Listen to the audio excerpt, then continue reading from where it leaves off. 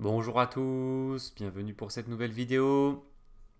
Alors, je pars dès demain pour les championnats du monde de catégorie jeune en Grèce avec l'équipe de France. Mais je voulais publier une vidéo avant de partir. Parce qu'après c'est vrai que je ne vais pas être là pendant un mois. Parce que j'ai enchaîné les deux championnats du monde. Et en plus, il y avait un thème dont je voulais vous parler depuis quelques temps. Et j'ai retravaillé pas mal dessus en septembre et octobre. C'est les études. Donc, qui sont faites par des compositeurs. Euh, il y a des compositeurs célèbres qui ont produit pas mal d'études, notamment au XXe siècle. Mais ça commençait surtout au XIXe siècle. Et le principe, donc, c'est une position où il faut trouver une suite de coups qui permet soit de gagner, soit de faire match nul, selon qu'on soit plutôt en position avantageuse ou en difficulté. À quoi ça sert de s'entraîner en essayant de résoudre des études? Eh bien, je mets tout de suite euh, la réponse, les réponses. Donc, j'ai listé au moins trois capacités que la recherche d'études pouvait développer, donc des capacités utiles pour le joueur d'échecs. Donc, la capacité de calcul, bon, évidemment, on peut dire pratiquement c'est la capacité la plus utile pour un joueur d'échecs, hein. La capacité à calculer les coups sans déplacer les pièces, puisque pendant une partie on ne peut pas déplacer les pièces, et donc à visualiser les pièces qui changent de position, sans les bouger, mentalement. Donc c'est pour ça que par exemple c'est bien d'essayer de résoudre des études sans bouger les pièces, même si parfois il peut y en avoir des compliqués. C'est bien de faire l'effort. Si on n'arrive vraiment pas, on peut essayer de bouger un petit peu les pièces. Mais voilà, si on commence à bouger les pièces, ça va moins nous faire travailler cette capacité de calcul qui est si importante. Alors deuxième capacité, c'est une autre capacité vraiment particulièrement utile pour le joueur de compétition. Et j'insiste en fait sur ces points parce que c'est vrai que parfois j'entends certaines personnes qui disent bon, de toute façon, chercher des études, ça sert à rien parce que c'est pas comme dans les parties, je vois pas le rapport. Bon, bah justement, le calcul, ben, c'est un gros rapport, c'est un énorme rapport, la capacité à se mettre à la place de l'adversaire, donc à calculer les défenses pour le camp adverse. Donc ça, on peut dire, c'est un peu la pensée prophylactique au niveau du joueur de compétition. C'est quelque chose qui peut être souvent amélioré chez les joueurs, euh, quelque chose de très important, euh, puisque bien souvent, voilà, on joue des parties, puis on oublie un coup que l'adversaire pouvait faire, un plan qu'il avait à sa disposition. Et bon, quand il joue un coup, souvent on regarde, on voit s'il menace quelque chose ou pas, mais on ne pense pas forcément assez de manière prophylactique, de dire vraiment de se mettre à sa place, de dire comment il peut trouver des ressources, trouver des idées, qu'est-ce qu'il peut faire, etc. Donc dans les études, les compositeurs toujours essayent de faire en sorte que la défense ait son mot à dire, ait des ressources défensives très astucieuses pour essayer de sauver la mise, pour poser des problèmes à l'attaquant, etc. C'est ça qui est intéressant aussi dans les études. Donc ça oblige forcément, si on veut résoudre la position, si on veut résoudre l'étude, à trouver les défenses. Parce que bon, si on fait une défense ridicule, on n'a pas résolu l'étude en fait, hein. Voilà. Et puis dernière capacité que j'ai listée, donc c'est l'imagination et la créativité, puisqu'on va souvent tomber sur des coups très inattendus, donc auxquels on n'aurait pas pensé. Donc si on s'habitue, à force de faire des études, à penser à des coups inhabituels, on va élargir notre champ de vision, on va penser à plus de coups, euh, et on a plus de chances de trouver des coups un peu étranges, un peu contre nature, voilà, euh, qu'on n'aurait peut-être pas envisagé sinon. Donc, vraiment, ces trois points, je les ai trouvés vraiment clés par rapport à des choses que travailler avec des études pouvait développer. Donc c'est quand même quelque chose qui était souvent conseillé au niveau de l'école soviétique, qui est conseillé parfois par certains forts entraîneurs, certains entraîneurs réputés, dont on peut citer Marc Dvoretsky par exemple, mais aussi beaucoup d'autres. Donc voilà, je souhaitais aborder ce thème et donc maintenant les consignes de recherche. Alors, j'ai listé là encore pas mal de petits points qui pourraient vous permettre d'optimiser votre travail, la qualité de votre travail, parce que souvent aux échecs, la qualité de l'entraînement est plus importante que la quantité. Après, si on arrive à faire en même temps la qualité et la quantité, bon, bah, c'est parfait. Mais déjà, si on fait un peu avec de la qualité d'entraînement, c'est mieux que beaucoup avec une mauvaise qualité d'entraînement. Donc au niveau de la qualité de votre entraînement pour la recherche d'études, donc si possible en faire régulièrement. De toute façon, le mot régulièrement, c'est un mot très important pour l'entraînement aux échecs, hein. Celui qui fait une fois de temps en temps, bon, évidemment, ça va moins bien lui profiter pour tout l'entraînement aux échecs en général et pour tout l'entraînement aussi hors échec dans d'autres disciplines, hein. Évidemment, il n'y a pas de secret, il n'y a pas de mystère. Donc, faut essayer d'en faire régulièrement. J'ai mis une par jour, c'est une idée, voilà, ça peut être un point de repère. Alors ça, je m'en doutais. Désolé. Et puis, ne bougez pas les pièces. Donc ça, j'ai mis sur le troisième. Ah oui, j'ai oublié le deuxième. Donc, accordez-vous le temps dont vous avez besoin. Voilà, le but, c'est pas d'essayer d'aller vite. Au contraire, pour des études, souvent, il y a des choses compliquées à trouver, des ressources défensives, des idées inattendues, inhabituelles, euh, complexes, parfois. Donc, prenez le temps, puisque, comme j'ai mis dans le point persévérer, le cinquième, donc c'est le processus de recherche qui va vous faire progresser. Donc, si vous cherchez un petit peu et vous abandonnez, ben ça va vous faire moins progresser. Donc prenez le temps, pas une question de temps. Je sais que de nos jours, on nous dit souvent d'aller vite et tout le monde est parfois sur certains moments est débordé, fait plein de choses, essaie d'aller vite, d'enchaîner les choses, etc. Bon, mais on perd un peu quelque chose de très important et qui est fondamental pour l'entraînement aux échecs, c'est la patience. Et c'est de prendre le temps de faire les choses. Et c'est comme ça que on va profiter et s'améliorer. Donc prenez le temps que vous avez besoin. Ça peut être 45, ça peut être 30 minutes, ça peut être 45 minutes, ça peut être une heure. Voilà, bon, prenez le temps. Prenez le temps. Donc ne bougez pas les pièces. Bon, à part vraiment si des cas très particuliers où vous voyez que ça va être une super longue variante et là vous n'arrivez pas à visualiser. Bon, après, bien sûr, ça dépend aussi de votre capacité de visualisation. Si vous voyez rien, vous n'arrivez pas à voir la suite de coups, troisième coup, quatrième coup. Bon, bah, vous pouvez essayer de faire le premier coup, le deuxième coup, les deux premiers coups pour mieux voir, etc. Et petit à petit avancer. Mais essayez, même dans ce cas-là, de vous arrêter un moment et d'avancer un petit peu mentalement. Donc, et au moins, même si vous, par exemple, si vous allez le faire sur deux coups, ça va vous faire progresser. Vous essayez de calculer les deux prochains coups parce que vous arrivez par exemple à visualiser deux coups. Ben, faites deux coups par deux coups et vous avancez. Voilà, c'est important. Donc soyez très concentrés sur les ressources défensives, bien sûr, puisque les compositeurs ont souvent planqué des ressources défensives subtiles pour l'adversaire. Donc persévérez, puisque c'est ce qu'on a dit avant. Concentrez-vous sur les coups forcés. Donc bien sûr, souvent dans les solutions, les coups sont forcés, les variantes sont forcées. Il peut y avoir plusieurs variantes. Donc il faut bien toutes les envisager. Et puis pour trouver la solution, bien souvent il faut passer par des solutions qui ne fonctionnent pas, des coups qui ne fonctionnent pas, des ventes qui ne fonctionnent pas, donc il faut les éliminer petit à petit. Donc en fait d'abord vous pouvez lister vos options, lister les options de l'adversaire, tout ce qui ne marche pas vous éliminez, et au bout d'un moment normalement à la fin vous tombez sur les solutions. Notez vos réponses, c'est important, très important. Prenez voilà, de quoi écrire ou vous notez ce que vous trouvez. Comme ça, après, vous pouvez vraiment comparer avec la réponse et pas vous dire ah oui, mais en fait, j'avais pensé à ça. Non, vous notez ce que vous trouvez. Vous pourrez comparer correctement et savoir exactement ce que vous avez trouvé ou pas trouvé. Si vous avez besoin d'aide, vous pouvez par exemple mettre la position sur un logiciel d'échecs.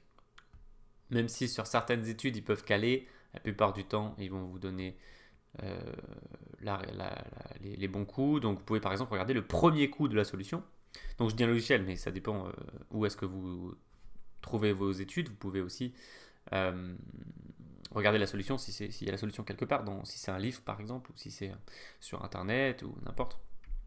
Vous pouvez jouer par exemple le premier coup de la solution, ça peut vous mettre sur la piste, et après vous reprenez votre processus de recherche en vous disant ok, maintenant je sais le premier coup, je vais essayer de comprendre pourquoi, je vais essayer de trouver la suite, etc. Et puis à la limite vous pouvez continuer comme ça, regarder la réponse, puis le deuxième coup, puis la réponse, et voir petit à petit découvrir la solution.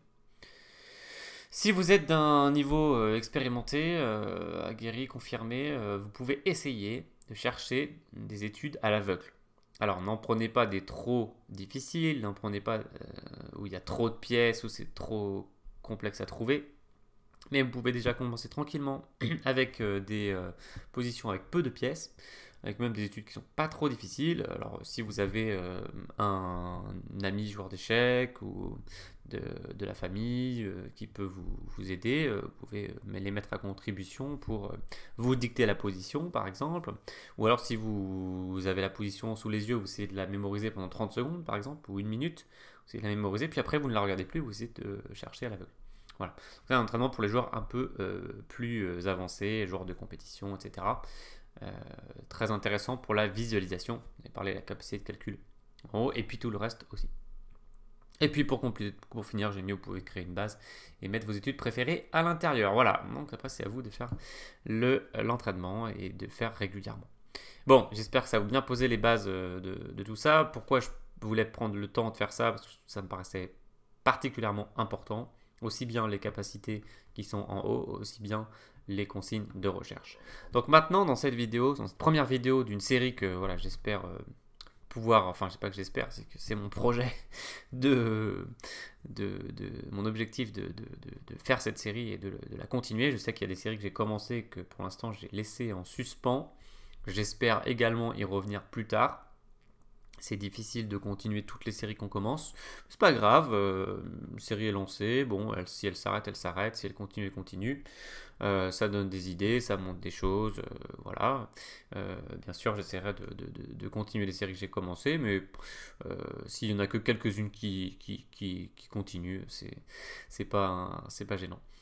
Voilà, donc là par contre celle-ci, non seulement j'ai bon espoir de la continuer parce que j'ai beaucoup d'études à disposition, donc j'avais lu dans le livre de Dvoretsky et Pervakov, qui est un livre où il y a pas mal d'études et c'est intéressant, il y a différents chapitres. Et Dvoretsky disait qu'il avait 1000 études, d'ailleurs je sais plus si c'est exactement dans ce livre où je l'ai lu ou pas, je crois que c'est celui-là, qu'il avait dans son ordinateur 1000 études. Donc là, j'en suis à 490 dans ma base d'études pratiques. J'ai appelé études pratiques parce que je voulais pas que ça soit trop éloigné du jeu d'échecs. Donc, par exemple, je suis pas fan de ce qui est problème. Donc, c'est par exemple maths en 2 coups, maths en 3 coups, mais avec des solutions particulièrement difficiles à trouver. Qui, pour le coup, c'est mon avis personnel, il n'engage que moi, s'éloigne du jeu de compétition. Peut-être que ça développe des capacités qui sont utiles pour la compétition, je ne sais pas, n'hésitez pas à le mettre en commentaire si vous pensez que c'est le cas. Personnellement, autant je trouve que les études, voilà, tout ce qu'on a dit, ça développe des choses qui sont utiles pour le joueur de compétition, et je suis pas le seul à le dire, puisque voilà, l'école soviétique l'avait dit aussi, Karpov l'avait dit, beaucoup d'entraîneurs, etc. Autant tout ce qui est problème, je suis plus interrogatif, voilà, pour dire les choses de manière un peu plus claire. Ben voilà, donc on y va. Donc il va y avoir 3 études dans cette série. Elles sont plutôt pas trop dures pour commencer. Peut-être que plus tard je vous en proposerai des plus difficiles. Là, elles sont plutôt premier niveau. Si on dit par exemple 3 niveaux, c'est ce que j'aime bien faire, facile, moyen, difficile. Bon bah là c'est plutôt du facile ou du moyen. Voilà, la dernière elle sera plutôt moyen et les 2 premières seront plutôt classées facile. Donc bien sûr tout est relatif, hein. Ça dépend de votre niveau, ça dépend de votre habitude aussi à chercher des études, etc. Si c'est la première fois que vous cherchez des études, on a peut-être plus de difficultés. Et ensuite, bien sûr, ça vient avec l'habitude. On a plus de facilité à trouver les réponses quand on en a fait souvent. Donc voilà, donc c'est aussi pour vous faire découvrir si vous ne connaissez pas le thème des études, et j'espère que ça vous donnera le goût, et, qu'ensuite vous utiliserez peut-être cet outil d'entraînement. Allez, on y va, donc on enlève, tac, l'échiquier en tête, c'est parti, on commence avec Selesniev, donc une étude de 1940. Donc c'est vrai que au niveau des compositeurs et des dates, ça nous fait voyager aussi, un peu partout dans le monde, surtout dans l'histoire des échecs. Donc là, on est en 1940, et donc c'est une petite étude. Alors elle est très connue, donc vous l'avez peut-être déjà vue pour certains. Je voulais commencer par celle-là parce que bon, elle est sympathique, et puis elle n'est pas trop difficile justement. Donc, j'avais mis que c'était pour les enfants. Bon, mais en fait, c'est pas une question d'âge, on sait, hein, les échecs, c'est une question plutôt d'expérience et d'entraînement. Donc les bleus, alors c'est les blancs, en général, en études, c'est les blancs. Hein. Les blancs jouent. Et donc, soit c'est les blancs joués gagnent, soit c'est les blancs joués fondus. Donc là, c'est les blancs joués gagnent. Donc le pion blanc est à 2 cases de la dame, hein, en G6. Ici, donc il dirige par ici, puis le pion noir descend. Et voilà, il y a le roi blanc qui est très avancé. Donc, hop. Donc les blancs joués gagnent. Alors, je vais vous présenter les 3 études, et ensuite je vais vous présenter les 3 solutions. Donc, comme ça, si vous voulez chercher les études, vous pouvez simplement regarder les 3 premières positions, et puis les solutions seront après. Donc voilà la première, les blancs joués gagnent. Pour commencer tranquillement, faites attention. Voilà, comme souvent dans les études, il y a un petit piège, méfiez-vous, méfiez-vous. Donc essayez différentes solutions. Votre victoire doit être claire et nette. Il faut être sûr de vous. Voilà, essayez. Prenez le temps qu'il vous faut. S'il vous faut 15 minutes, il vous faut 15 minutes. C'est pas un souci. Mais votre but, c'est de trouver la solution. C'est de trouver la seule façon pour les blancs de gagner. Donc ça peut être en plusieurs coups. Hein. Souvent, c'est en plusieurs coups. Hein. C'est pas un ou 2 coups. La plupart du temps, les études, voilà, il y a 3, 4, 5, 6, des fois il y a 10, 12 coups. Bon, on va pas aller jusque-là pour commencer. Mais ça peut être largement des suites de 4, 5, 6 coups. Hein, je veux dire, pour des études même de niveau pas trop difficile. Voilà, donc si vous arrivez sans bouger les pièces à visualiser 4, 5, 6 coups déjà, c'est pour une étude en général, je veux dire. Voilà, vous comprenez que ça vous fait progresser en termes de visualisation et de calcul.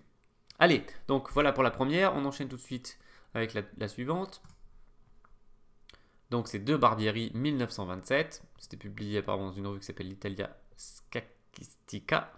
Excusez mon accent italien, là c'est pas ma spécialité. Donc les blancs jouent et gagnent de nouveau. Alors attention, hein, là il y a 2 pions noirs qui sont pas très loin de la promotion, et il y a un pion blanc qui est pas très loin de la promotion. Voilà, donc c'est des fous de même couleur. Donc les blancs jouent et gagnent. Voilà. Et puis la dernière, c'est Trotsky. Trotsky, c'est un des compositeurs les plus célèbres. Donc c'est considéré comme un des plus grands compositeurs de l'histoire des échecs. Alors on peut écrire avec le Z, on peut écrire avec le S aussi à la place du Z. Trotsky. Donc 1896, hein, donc on remonte carrément au 19e siècle. Donc Trotsky, c'est vraiment impressionnant tout ce qu'il a composé et les idées qu'il a réussi à montrer dans ses études. Donc c'est la plus difficile des 3. Je pourrais la classer dans le niveau moyen par rapport à ce que je disais. Et donc les blancs jouent et gagnent. Encore une fois. Donc voilà. Donc vous avez les 3 études. Vous pouvez vous entraîner. Alors si ça vous prend 1 heure ou 1 heure et demie ou 2 heures pour trouver les 3, ben ça vous prend 1 heure, 1 heure et demie ou 2 heures, c'est pas grave, au contraire. Vaut mieux ça que abandonner ou croire que vous avez trouvé. Faites attention à ça, parce que les études c'est ça souvent. On croit qu'on a trouvé, puis en fait on a oublié un coup, souvent pour l'adversaire, qui lui permet de s'en sortir. Donc, et aussi, parfois on peut oublier des variantes. Donc l'adversaire peut avoir plusieurs façons différentes de se défendre. Il faut essayer de toutes les trouver. Voilà. Donc maintenant, je vais montrer les solutions en revenant à la première. Donc Selesniev. Donc ici, on peut être tenté de capturer le pion, bien sûr, avec le pion et la tour. Et ça ne va pas donner grand-chose. Donc c'est vrai que par exemple, une erreur fréquente, c'est de croire que toutes les captures sont forcées. Donc ça, c'est vrai que les captures, ça fait partie des coups forcés, parfois, et qu'il faut les calculer. Mais quand même, une des spécificités du jeu d'échecs, c'est qu'on n'est pas obligé de capturer. Donc c'est une erreur fréquente de croire qu'il, par exemple, il doit prendre. Et du coup, on prend, et évidemment, on va pouvoir faire une promotion et gagner la partie. Donc ça, évidemment, c'est pas satisfaisant parce qu'il peut bouger sa tour. Par exemple, même il peut bouger son roi éventuellement. Mais bon, s'il joue tour là, il est assez serein. Parce que si on fait échec roi là, on n'a pas de façon de progresser. En fait, il nous faudra un pion F pour faire échec. Et après, il bougerait et on ferait échec et on ferait l'enfilade, on gagnerait la tour. Mais là, rien. Donc, non, pas tour prend. Bon, pion prend, c'est pas grand chose non plus. Et donc, la réponse était tour échec, roi G8. Et ici, c'est vrai qu'on peut se dire, bon, que faire? Parce qu'on est un peu bloqué. On ne sait pas quoi faire. Et la réponse, c'est G7 attaque la tour, plus menace mat. La menace principale, bien sûr, c'est échec et mat.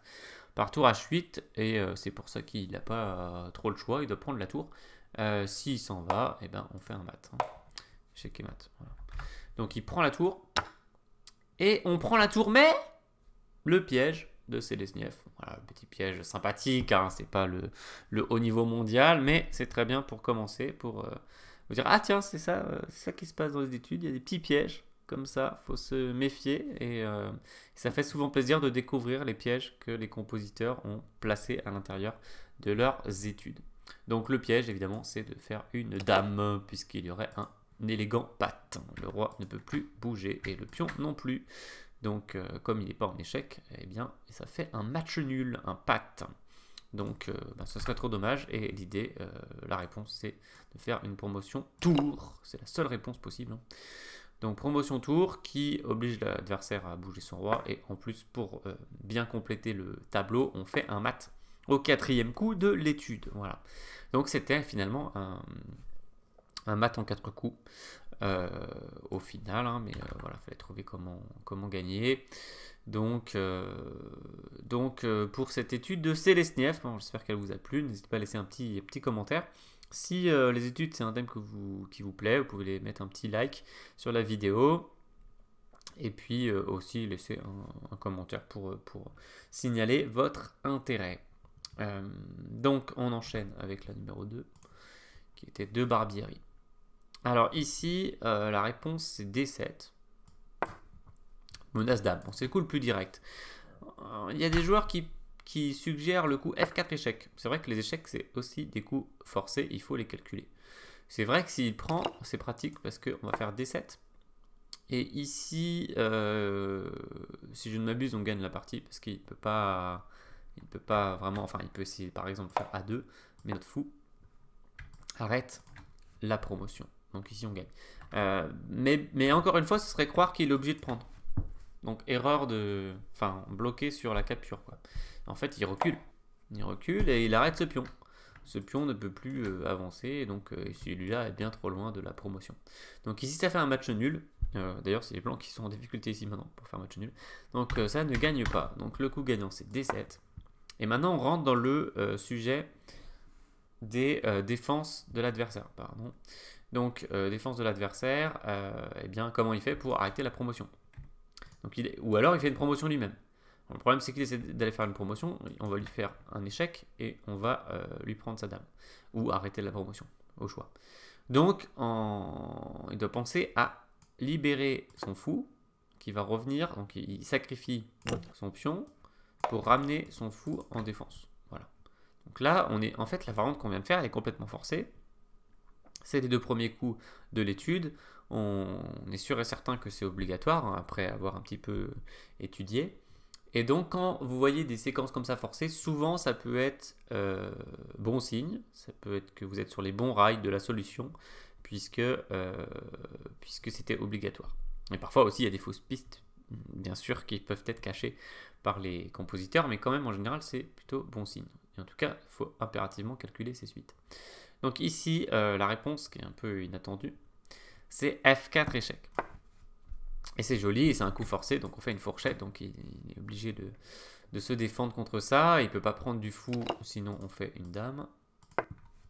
puisque le fou est occupé à surveiller la promotion. Donc il prend du roi. Petite remarque, c'est que si on faisait fou prend, pour la 3e fois déjà, on tomberait dans le piège de se dire « Ah, il va prendre mon fou, puis moi je vais faire une dame. » Oui, mais pourquoi il prendrait le fou? Il serait vraiment idiot en fait. Hein. Donc il faut considérer que l'adversaire est malin dans les études et qu'il va à chaque fois trouver les coups défensifs adaptés. Donc par exemple, il va mettre son fou ici. Et maintenant, comment on va faire pour enlever ce fou qui surveille la case de promotion? Bah, on va pas réussir. Enfin, on peut toujours essayer, mais évidemment, il va pas se laisser faire. D'accord? Enfin, même, je crois qu'il va assurer le coup en se mettant sur la case de promotion. Bien que ici, il y a fou pour un 3 et peut-être la fin de la game. Mais ça, c'est encore autre chose. Mais il peut se mettre ici s'il veut pas avoir des problèmes. et ça fait nul. Voilà. Sauf erreur de ma part. Bon, enfin, c'est pas le sujet. En tout cas, il peut largement... en fait, ce que je veux dire, c'est qu'il peut se mettre ici s'il veut assurer le coup. Voilà. Donc, fou pour H6, ça ne marche pas. Il faut faire F4 échec. Il prend du roi. Et finalement, on fait fou pour H6. Et là, la différence, c'est qu'on cloue son fou. Donc, on veut le dévier, mais on le cloue. C'est beaucoup plus fort que tout à l'heure. Donc, il y a des élèves qui s'arrêtent ici, disent, ben voilà, soit il prend, je fais une dame, ou bien c'est moi qui le prends, et je fais une dame, et c'est fini. Ça serait s'arrêter un peu tôt, et faites attention, ne vous arrêtez pas trop tôt, c'est une erreur fréquente. C'est une erreur fréquente qu'on retrouve aussi dans la compétition, dans les parties, des joueurs qui calculent des variantes, et qui s'arrêtent parfois trop tôt dans la variante, alors que s'ils avaient continué ne serait-ce parfois que de un seul coup, ils auraient vu que la variante fonctionnait ou que la variante ne fonctionnait pas. Donc s'arrêter trop tôt, c'est très fréquent, il faut faire attention. Essayez de ne pas vous arrêter tant qu'il y a encore des coups obligatoires qui peuvent se produire. Par exemple, si on fait la variante fou prend dame, là on voit rien de spécial pour les noirs, donc là on peut s'arrêter et considérer que les blancs ont gagné. Mais ici, c'est pas encore la fin. Notamment, les noirs peuvent faire A2 menace dame. Donc là, je suis désolé, on ne peut pas s'arrêter alors que les noirs sont sur le point de faire une dame eux aussi. Alors ici, si on fait dame, bah, il fait dame. Alors certes, on gagne le fou. Pardon. Ah, c'est échec, je me disais. Donc on gagne même pas le fou, donc on perd le fou même. Et bon, ça fait nul dans tous les cas. Voilà, donc fou prend G5 échec. On joue bien sûr sur A2, on joue fou prend G5 échec. Si il prend, on fait dame sur échec, certes, et après on va arrêter le pion et gagner la partie. Mais encore une fois, on n'est pas obligé de prendre aux échecs, l'adversaire peut être plus malin et il peut tenter ça. Avec idée, si on fait une dame, il fait une dame. Et chacun une dame, et c'est un match nul. Puisque en fait un fou accompagné d'une dame ne suffit pas, enfin une dame accompagnée d'un fou ne suffit pas à mettre en déroute la dame adverse, sauf exception, sauf position exceptionnelle, qu'on retrouve parfois dans les études d'ailleurs. Même chose pour dame et cavalier, il ne suffit pas à mettre en déroute une dame seule, sauf cas très particulier. Donc il fallait trouver une dernière idée, donc on est au 6e coup de l'étude, donc déjà un peu loin. Donc déjà on se rend compte que pour voir l'idée, pour chercher l'idée ici, pour la trouver depuis le début, eh bien ça entraîne à la visualisation, ça entraîne au calcul, parce qu'il y a beaucoup de pièces qui ont changé de place. Hein. Donc ici, le dernier coup qu'il fallait voir, bien sûr si on a bougé les pièces et on est là, on le trouve plutôt facilement, mais c'est pas le but. Le but c'est de le trouver tout au début sans bouger les pièces du tout. Donc c'est fou F6. Voilà. Bon, de toute façon, on n'a pas trop le choix si on veut arrêter le pion, la promotion. Et puis donc, en fait, on se rend compte que s'il prend, on fait une dame sur échec. Et donc, on va venir attraper le pion. Voilà, donc ça conclut l'étude. Pour la petite histoire, parfois, il y a des études où on retrouve un autre thème. C'est imaginer que le pion, il soit pas en D7, mais il soit en C7. On fait fou F6 quand même. Il nous prend. Oui, il faudrait que le roi soit décalé aussi. Ce que je veux dire, c'est que des fois, sur dame-dame, on place l'enfilade, bien sûr, sur la grande diagonale, c'est un grand classique. Mais là, on en était quand même loin. Donc là, le principe, c'est qu'on fait dame sur échec. Voilà, et ça conclut cette étude de Barbieri. Donc j'espère que vous l'avez apprécié et nous allons conclure avec le maître Alexander Trotsky, si je ne me suis pas trompé sur son prénom. Donc les blancs joués gagnent. Alors, un des coups les plus directs de la position, c'est F7 menace dame. Pas le choix pour les noirs, tour F4. Le truc ici, c'est qu'on a du mal à soutenir le pion. On a l'autre pion, on menace E7, très fort, mais son roi arrive juste à temps. Et nos pions sont bloqués. Les pions passés sont forts, surtout s'ils peuvent avancer. Quand ils sont bloqués, c'est moins intéressant. C'est pareil pour les pions du centre d'ailleurs. Donc le roi va venir et... enfin, va venir. Il va peut-être venir. Et en tout cas, c'est tranquille pour... Enfin, ça fait match nul, quoi. Voilà. Donc ça gagne pas. Donc il nous faut un gain pour les blancs. Donc à partir de là, quand on sait que F7 marche pas, bah, on peut tenter quoi? On peut tenter peut-être E6, hein, mais déjà il peut faire la même chose. Est-ce qu'il peut? Oui, il peut faire la même chose. Si on pousse l'autre, il peut venir et il arrête les pions. Mais aussi, et bien sûr, il peut faire échec, puis capturer, et ensuite il arrête l'autre pion. Donc ça ne marche pas non plus. Qu'est-ce qui reste? Bah, pas grand-chose. On peut tenter des petits coups de roi qui viennent, mais c'est pas très menaçant. Et puis son roi peut venir tranquille. Donc, qu'est-ce qui reste? Il reste cavalier C3. Ok, C3, attaque la tour. Donc, c'est menaçant. On menace une tour. Et la tour ne peut pas donner échec. Donc le cavalier fait un bon travail. Et l'idée, voilà, ce serait de voir si on peut pousser les pions après. Donc, là, il fallait envisager 2 défenses pour les noirs, et non pas une seule. Donc, tour F4, bon, qui est très logique, puisque la tour se met derrière le pion passé le plus avancé. C'est une bonne technique défensive. Mais également, une autre technique qu'il pouvait essayer, c'est tour A5 pour venir faire tour prend pion sur échec. Ou, si le pion avance, échec et pique le pion, comme tout à l'heure. Donc, il fallait penser aux 2. Donc, ce qui se passe, c'est qu'il faut absolument calculer les 2 défenses. Donc, tour F4, on va commencer par là.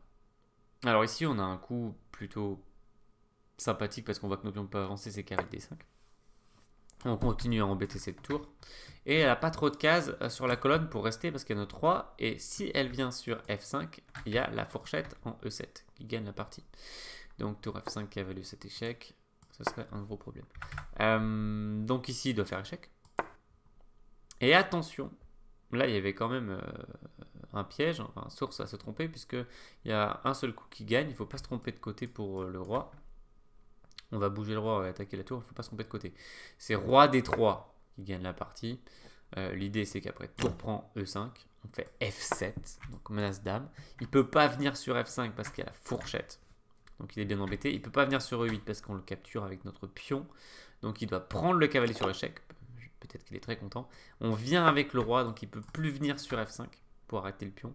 Il est obligé de faire un petit échec, on vient sur F4, il ne peut pas venir sur F5, il ne peut pas venir sur E8, on fait une dame sur échec. Sur échec, ce qui pourra avoir son importance au cas où il aurait tenté la ressource tour E1, tour F1, échec. Voilà. Donc là on gagne. Je crois qu'on a été complet, oui je voulais montrer que roi F3, il faisait tour prend, et la différence sur F7 c'est qu'il faisait tour F5, on n'a plus le temps de placer la fourchette parce qu'on est en échec. Voilà, donc c'est lui qui fait la fourchette. Et il pique le pion. Et on perd la partie. Voilà. Donc je reviens. Et donc bien sûr la deuxième variante, tour A5, attention. Donc si jamais vous ne l'aviez pas envisagé, que vous voulez la chercher, ben, je vous invite à mettre la pause. Pour chercher la suite, c'est sympathique.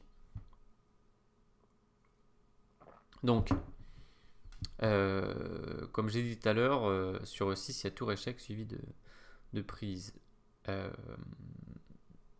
Enfin, je ne sais pas exactement si c'est correct, mais en tout cas, la réponse c'est F7, menace dame, donc le plus menaçant. Tour prend E5 échec. Et là, on pourrait se dire, franchement, il va y avoir tour F5 au prochain coup. Je vois pas bien comment les blancs vont gagner. Et le coup magnifique prévu par Trotsky, ici, cavalier E4. C'est génial parce qu'on vient de perdre un pion et on donne le cavalier, mais on gagne dans la foulée. Donc superbe. Donc il y a 2 idées. Donc tour prend E4 échec. Roi F3, il ne peut pas venir sur F4, il ne peut pas venir sur E8. C'est un écho à la variante de tout à l'heure où le roi et la tour étaient un cran plus haut, mais c'est le même résultat. Il n'y a pas de façon pour les noirs d'arrêter la dame. Donc les blancs vont faire une dame et gagner la partie. Et il y a une variante qu'il fallait prévoir, donc toujours hein, ça dans les études c'est prévoir maximum de variantes et ça vous habitue pour les parties à prévoir maximum de variantes pour pas vous faire avoir par une variante que vous n'auriez pas prévue. Et donc c'est tour F5 qui, parce que bon c'est bien joli de mettre un cavalier en prise mais encore une fois on n'est pas obligé de prendre. Donc tour F5 arrête le pion, fallait regarder. Et il y a, bon si on le voit comme ça, là on voit, hein, mais l'idée c'était de tout prévoir au départ si possible sans bouger les pièces. Donc auquel cas, au quatrième coup de la variante, sans bouger les pièces, c'était déjà plus dur de penser à tour F5 et de bien voir, de visualiser quand il y avait cavalier prend D6, échec, gagne la tour et la partie. Voilà. Et donc on a terminé cette position. Voilà, alors je voulais vérifier E6, tour échec, oups. Parce que bon, si on bouge le roi, il se passe rien de particulier. Mais je me demandais si on pouvait encore placer un cavalier E4. Mais en fait, n'importe quoi, parce qu'il va prendre E4.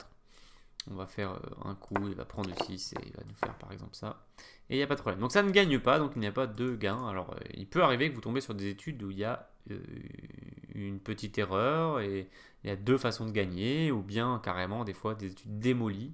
C'est-à-dire que le compositeur pensait que ça gagnait, mais en fait il y avait une ressource qui permettait de faire nul.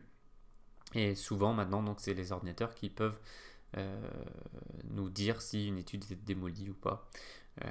Parfois il y a certaines études qui ont été démolies, mais le travail des grands maîtres comme Trotsky a été très rarement démoli. Voilà.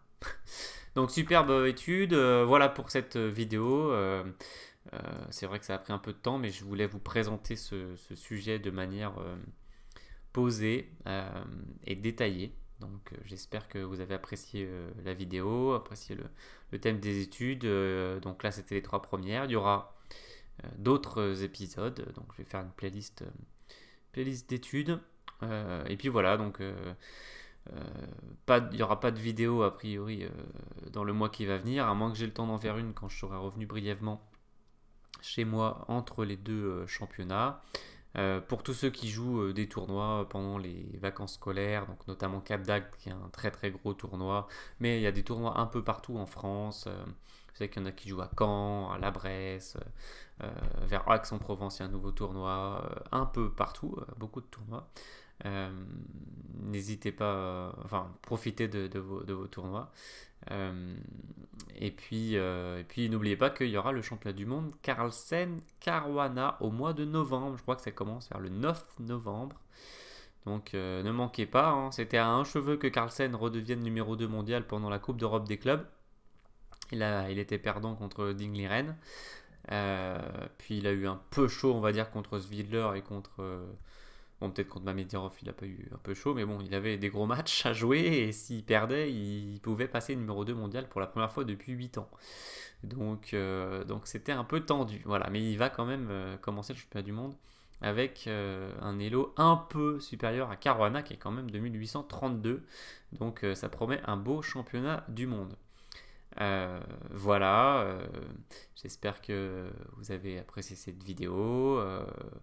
Que vous serez patient pour la publication des prochaines vidéos du coup, puisque je serai à l'étranger. Et puis je vous dis à très bientôt pour de nouvelles aventures. Salut, portez-vous bien.